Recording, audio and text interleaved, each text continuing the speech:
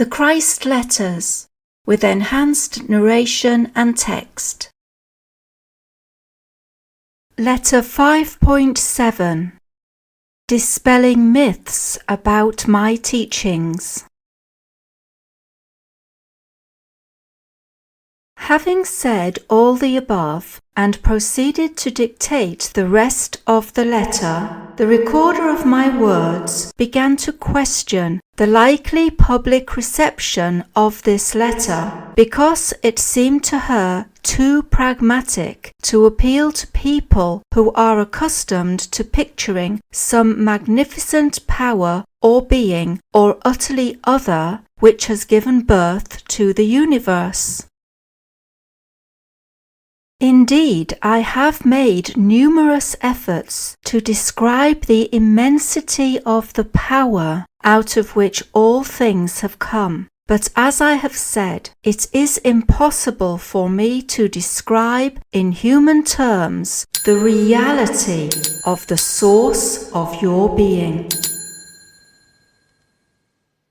Those spiritually evolved souls who have been lightly infused with divine consciousness report the experience to be utterly beautiful and glorious and entirely unforgettable, but still not fully describable in human terms.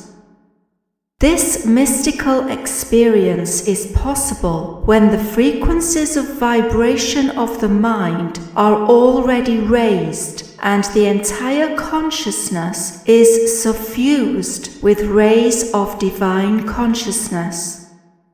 It is a condition that involves the feelings more than the intellect and brain cells.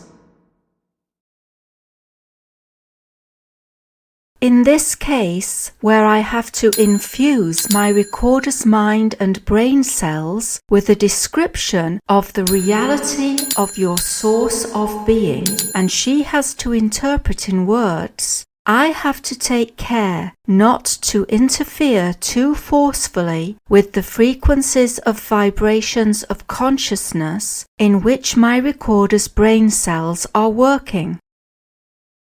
There have been occasions when it was dangerous to proceed any further, and I have interrupted the working of her computer to break the contact.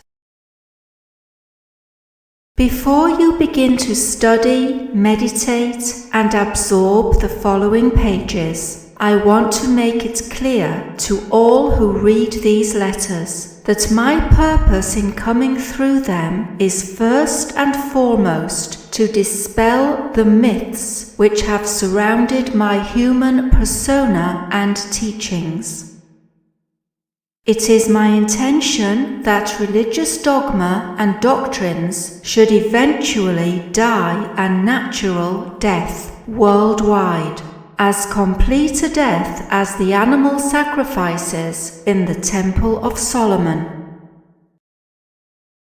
Secondly, I have also come to help the churches let go their archaic notions of God and sin. No true spiritual progress is possible until the dawning of a clear realization that each person is responsible for the way his or her life develops. Thirdly, I have come to remove from your minds the pictures of an almighty God of magnificence and grandeur and unlimited active power, who rewards the virtuous and punishes the wicked. These beliefs are wholly erroneous, albeit comforting. Fourthly, I am explaining the truth of being for you to finally dispel the old concept of God sitting aloft somewhere in heaven, where he is said to have created the world and all that is in it in a relatively short while. Fifthly, I have come expressly to help science bridge the gulf between universal consciousness and the appearance of electrical particles. Without this bridge between the unseen spiritual dimension and the seen world of matter, science will remain rooted in old ideas and concepts, instead of moving forward into new realms of spiritual scientific research for the betterment of mankind. I have also come to show you the true nature of that which brought you into being, gave you individuality.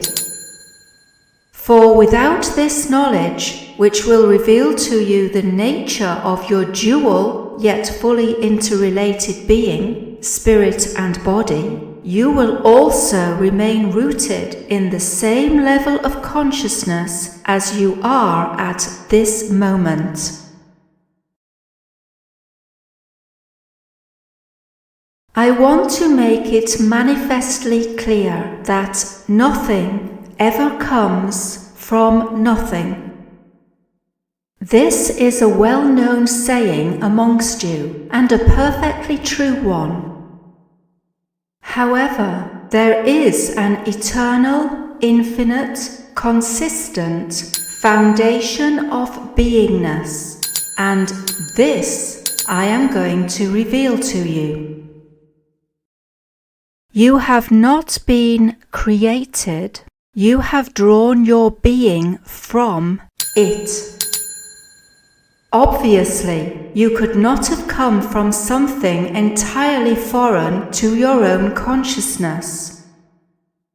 I am asking my recorder to choose some mundane, understandable examples. You could not draw a filling for tarts from a vat of treacle and discover they were mincemeat. You could not squeeze an orange and make ginger beer from the juice. You could not fill a balloon with air, pop it, and find it was dripping jelly. All the above examples chosen by my recorder are instances of logic. I want you to realize that your entire universe is a manifestation of logic and consistent logical effects arising out of related causation.